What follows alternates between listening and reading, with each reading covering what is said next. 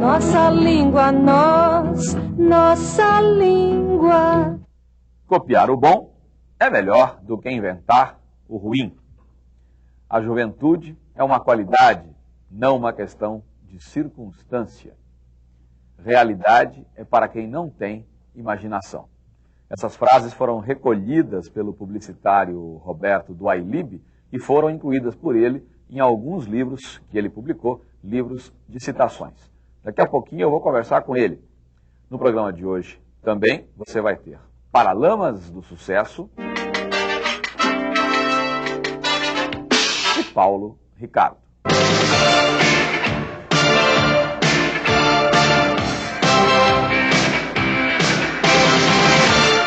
Eu volto já. Língua portuguesa, nossa língua portuguesa, nossa língua, nossa língua, nossa língua portuguesa.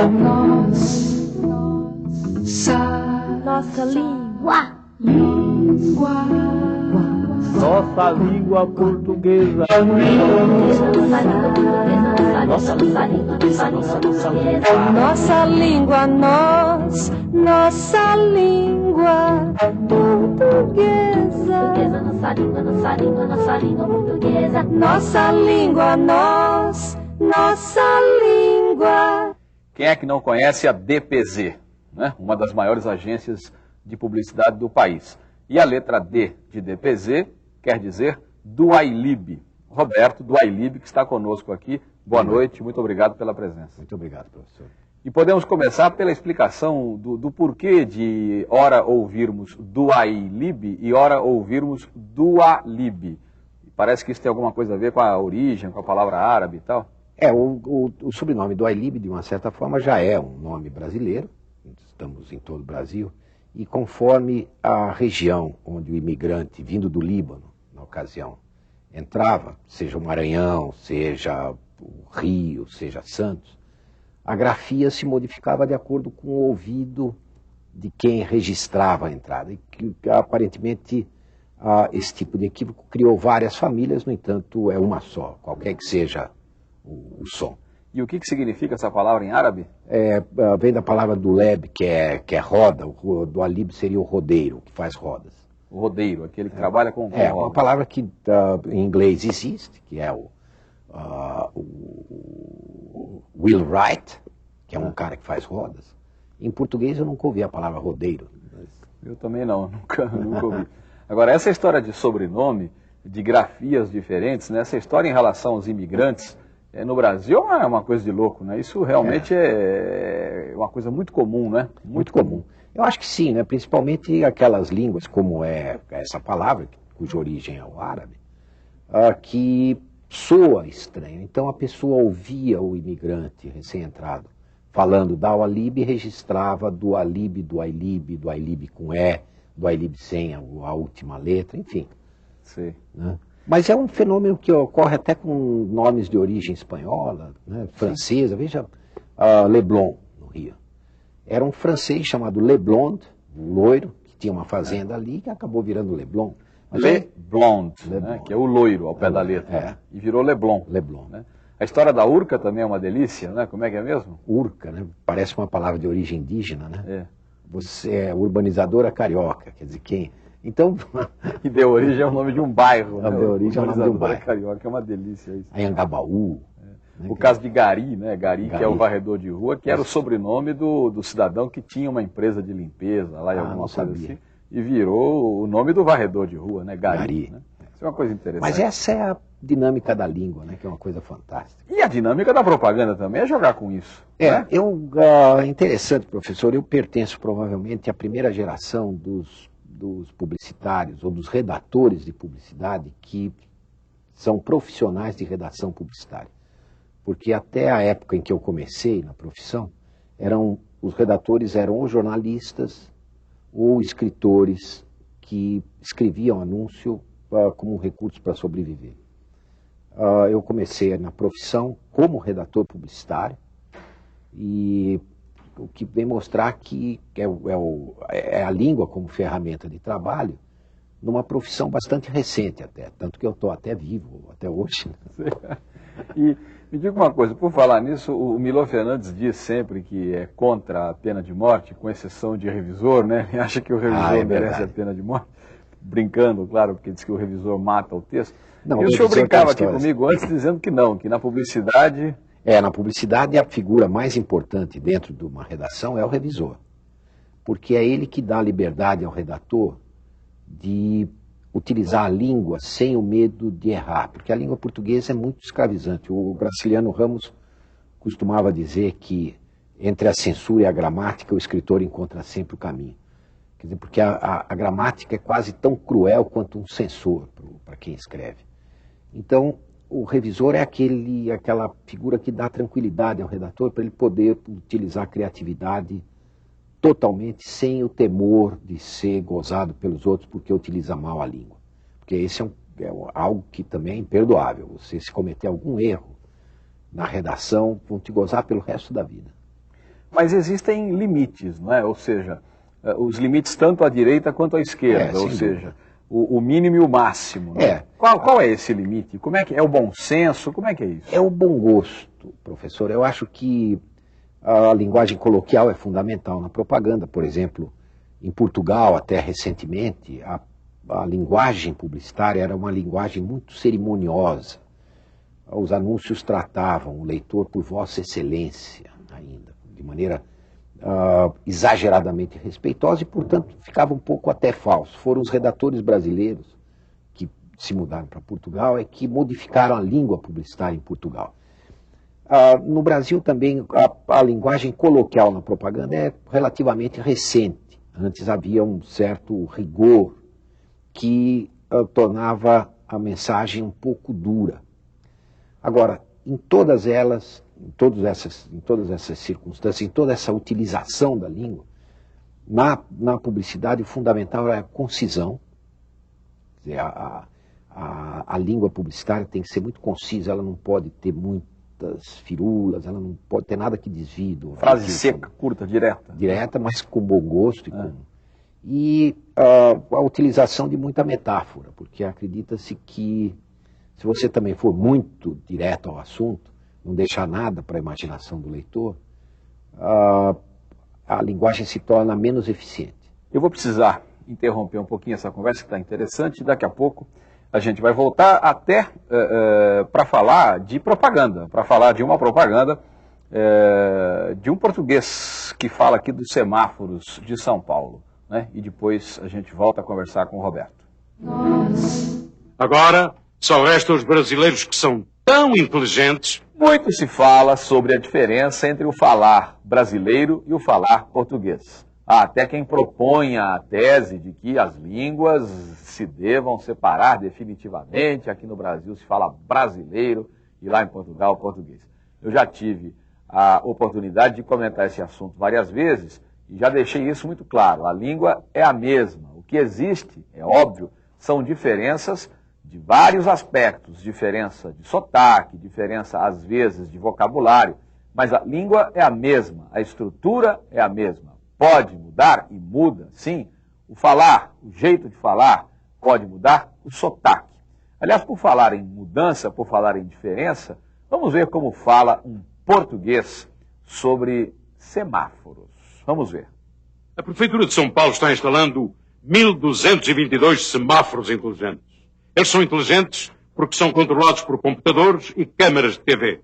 Inteligentes porque vêm reduzir o congestionamento e o consumo de combustíveis. Inteligentes porque vêm facilitar a vida de pedestres. Agora, só restam os brasileiros que são tão inteligentes que venham respeitar mais o sinal vermelho. Prefeitura de São Paulo, melhorando para burro o trânsito da cidade. Eu acho que o nosso amigo aí tem toda a razão do mundo, né? O brasileiro precisa ser realmente inteligente e obedecer mais aos semáforos, obedecer à sinalização.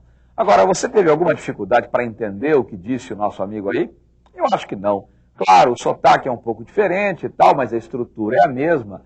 E nenhum brasileiro que conhece medianamente a língua vai ter dificuldade para entender esse tipo de linguagem, esse tipo de comunicação. Falamos a mesma língua, sim, com algumas diferenças. Por exemplo, nós gostamos de usar gerúndio. Gerúndio é aquela coisa falando, pensando, bebendo, partindo. Os portugueses não gostam de usar gerúndio. Por exemplo, o brasileiro diz, eu estou cantando. O português diz, eu estou a cantar. Isso é coisa normal. Aqui é normal lá. Agora, às vezes, há até uma certa inversão. Veja o que acontece numa canção aí com o pessoal do Paralamas do Sucesso. Veja lá. Eu, às vezes, fico a pensar em outra vida ou lugar. Estou cansado demais. Eu não tenho tempo de ter tempo livre de ser, de nada ter que fazer. Essa música se chama Capitão de Indústria. É velhinha, viu? Não pense que ela foi feita outro dia. Essa música é da minha adolescência. Marcos Valle e Paulo Sérgio Valle fizeram essa canção, que foi regravada pelo pessoal do Paralamas. E a letra diz, às vezes eu fico a pensar. No Brasil não é normal dizer isso, não. Eu fico a pensar. Isso é normal em Portugal. No Brasil é comum mesmo, eu fico pensando. Alguns fatores determinam, em certos casos, o uso no Brasil da expressão a pensar, no caso, em vez de pensando. De qualquer maneira, isso não causa nenhum tipo de problema na comunicação. Os portugueses lá entendem o nosso gerúndio e nós aqui entendemos perfeitamente essa equivalência entre o gerúndio e o infinitivo, pensar em infinitivo com a preposição a. Nenhum problema em relação a isso. Tanto faz. Acertamos nós aqui, acertam eles lá, falamos a mesma língua, sim. É isso.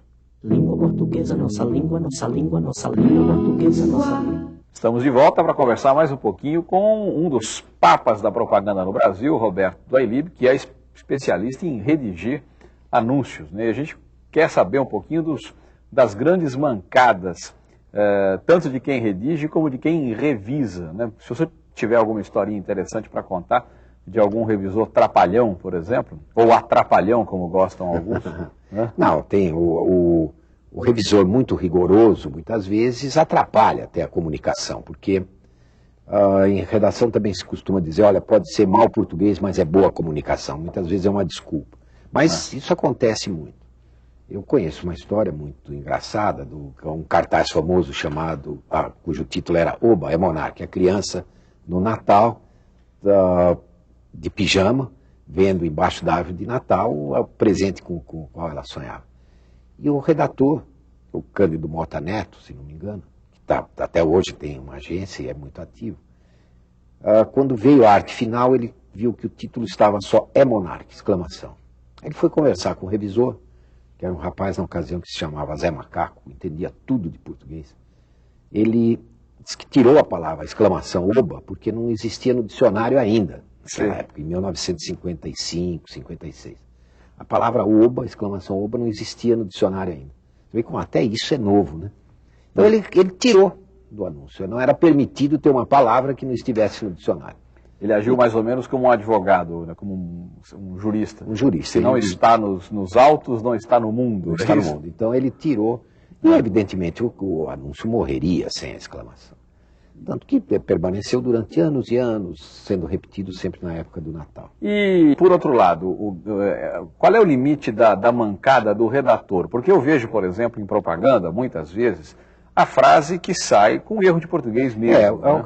A questão da colocação pronominal. Essa é o grande escorregão da maioria dos redatores. Me deem, etc. Mas isso eu nem considero escorregão, acho que a colocação brasileira é mais livre, mas é sempre um sofrimento para o redator, sabe? Ele tem que recorrer ao revisor. Mas a ortografia, o excessivo uso do inglês, de anglicismos, hoje aí com a informática, isso se transformou então realmente numa quase mania. Que posição o senhor tem em relação a isso? O senhor acha que deve ser usada na propaganda uma palavra estrangeira pouco conhecida?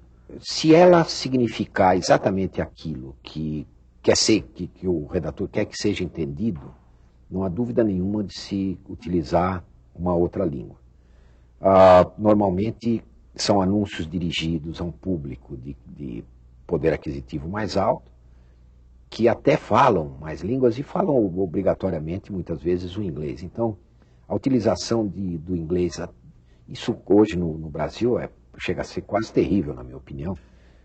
Nomes de prédios, nomes de conjuntos, de condomínios, exclamações em inglês e anúncios aparentemente dirigidos a todos os públicos. No entanto, todo anúncio é segmentado sempre para um público específico. Mas, Roberto, você assinaria este anúncio aqui com esta barbaridade? Não a barbaridade do me, não. A segunda palavrinha que vem aí. Olha, deixa eu lhe dizer uma coisa, professor. Eu assinaria porque eu acho o título muito bom, o título no seu conjunto. Sim. Aí foi realmente uma falha da revisão. Quando eu li a primeira vez, eu falei, coitado, o Edmundo continua violento. Agora a violência dele é contra a língua portuguesa. Coitado, e ele paga o pato, paga pelo que não fez, né? Certamente. Agora, como é que acontece isso? É o capeta que está de plantão? Porque eu me nego a acreditar que... É um pouco a lei de Murphy. Se tiver que sair alguma coisa errada, vai sair essa coisa errada. Né? Mas porque o redator é uma pessoa muito talentosa, o título é bom, a ideia é muito boa, para usar o Edmundo para propaganda de uma cueca. Eu tive uma interpretação de uma amiga que disse, devia ter sido é bom que se esclareça que foi uma mulher que falou isso, que é uma frase muito machista. Ela disse, certamente era uma revisora e não um revisor, porque ela ficou preocupada muito mais em olhar o animalzinho. É ótimo isso. Ficou preocupado em olhar o animalzinho, esqueceu a gramática, esqueceu a língua aqui. Esse me deem aqui é terrível. O problema é o seguinte, é que este é um daqueles verbos que confundem todo mundo. E aí o que acontece? Como o visual é muito forte, o cidadão bate o olho aqui, grava, esse negócio vai para o subconsciente. E muita gente passa a achar que é assim que se escreve, né? Isso veem também, eles veem como eles veem. Eu vi já muito relator trocar isso, mas por isso é que o revisor é o grande salvador da pátria. Bom, por falar em coisa impressa, né, por falar na propaganda que se faz em jornal e tal, eu gostaria de falar um pouco sobre os seus livros. O senhor tem 3 livros com frases, com pérolas, não é isso? Com maravilhas. O Facebook 1, o Facebook 2 e o Facebook 3, e estamos para soltar o Facebook 4 agora. Aliás, por que Facebook? Por que em inglês? Porque isso foi ideia de uma editora que gostamos, assim, porque realmente é aquela tese, sintetiza muito rapidamente o que, se fosse livro de frases, não ficaria tão... A língua portuguesa não tem esse poder de síntese? Nesse caso, eu acho que a novidade, a originalidade ajuda a vender. Mas vamos ver algumas... Eu tinha selecionado algumas frases de anúncios, porque o anúncio utiliza muito a surpresa da frase para... vamos ver, por exemplo, um anúncio da Companhia Marítima, do meu amigo Nizam Guanais, que mostra, para vender maiôs. Então diz, quando você passa até o vento assovia. Uma frase de um sujeito chamado Alberto Capraro, que se adapta bem também. O melhor acessório de uma mulher é um homem bem vestido, para vender roupas masculinas. Né? E essa hoje em dia já seria politicamente incorreta, né? Causaria problemas de toda a espécie. E tem uma revista chamada Message, que fazendo uma gozação em torno dos novos meios de comunicação, né, dizia o seguinte, num título, é difícil ensinar o alfabeto aos garotos atualmente. Todos pensam que o V vem depois do T. Por causa da bendita televisão, né? Pois é. Um redator chamado Carlos Domingos também, que fez uma campanha de doações para a Associação de Amparo às Crianças Defeituosas, dizia o seguinte, ligue antes que cortem os telefones. Que uma frase dessas transmite toda a dramaticidade do fato. Né? Do fato. Como definir um anúncio do Porsche 928, cujo título era Pode despedir seu motorista. Quer dizer, quem é que tem motorista, principalmente na Europa, né? Que já também classificava quem tem, quem não tem, e quem é que pode comprar esse carro. Aliás, os anúncios de automóveis também têm sempre títulos muito bons. Tem um anúncio do Jaguar que dizia o seguinte, torne a América mais bonita. Traga um jaguar da Europa. Puxa vida. Muito bem. O papo está ótimo, mas infelizmente o tempo acabou. Eu agradeço imensamente ao Roberto pela presença, né? Muito obrigado. E foi um prazer tê-lo aqui. Foi um prazer estar aqui. Muito obrigado.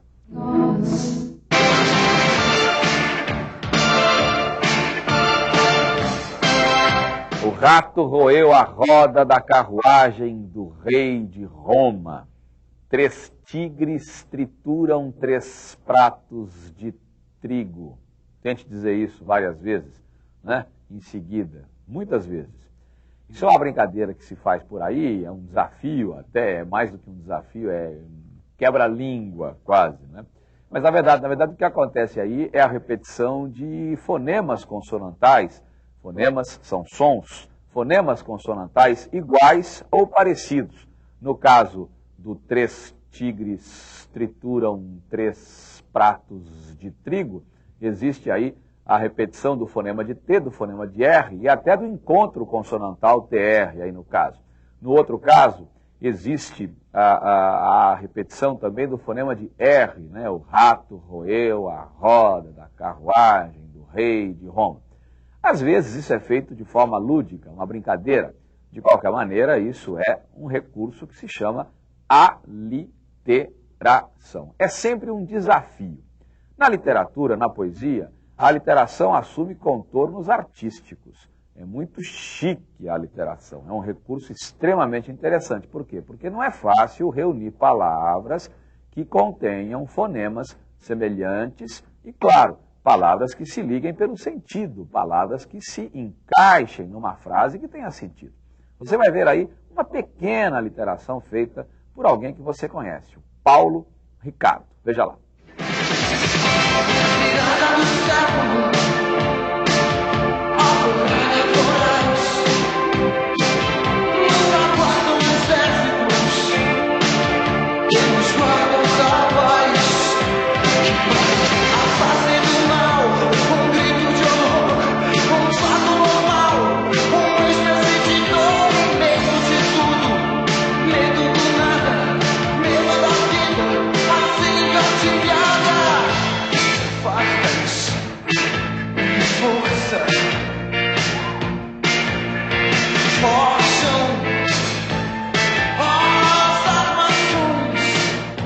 Você ouviu aí um trecho da canção Alvorada Voraz. Alvorada Voraz. E aí já existe uma mini aliteração, Alvorada Voraz, a repetição do fonema de V e a repetição do fonema de R. Alvorada Voraz. Note que o R de alvorada e o R de voraz, esse R não é o forte, o R de carro, por exemplo. E houve aí a repetição desse fonema. Eu dizia que a literação é uma espécie de luxo, é uma coisa muito chique, e o Paulo Ricardo tentou aí depois, numa outra frase, fardas e força forjam as armações, fardas e força forjam as armações. São pequenas aqui, as aliterações, são pequenos os casos de aliteração. Tente você fazer a sua aliteração e tente perceber a graça, o charme que há nisso. Como é difícil para o poeta conseguir isso. E quando o poeta consegue, eu imagino que haja ali uma espécie de... É como marcar um gol, aquela festa realmente de ter conseguido essa coisa muito bonita que é a aliteração. É isso. Língua portuguesa, nossa língua, nossa língua, nossa língua portuguesa, nossa língua. Você que conhece a nossa língua portuguesa sabe que muitas vezes nós vamos às ruas e perguntamos alguma coisa para as pessoas. Às vezes as pessoas também perguntam aqui para nós. Você pode perguntar pelo correio eletrônico chamado e-mail. O endereço, eu vou ler aqui para você, ensino@tvcultura.com.br. ensino@tvcultura, tudo junto, .com.br. Quem fez isso foi a Miriam Keller. A Miriam Keller mandou uma lista aqui enorme de perguntas e uma bem interessante. Ela quer saber, ela quer saber a diferença entre a palavra senão, sim, senão, numa tacada só, senão, e as palavras se, não, separadas. Quando usar? Eu vou convocar aqui uma grande cantora brasileira, alguém de quem eu gosto muito, a Zélia Duncan, para explicar para a gente isso. Ela vai cantar uma canção, daqui a pouco eu volto a falar com vocês. Vamos lá. Nos lençóis desse reggae, passagem pra Marrakech,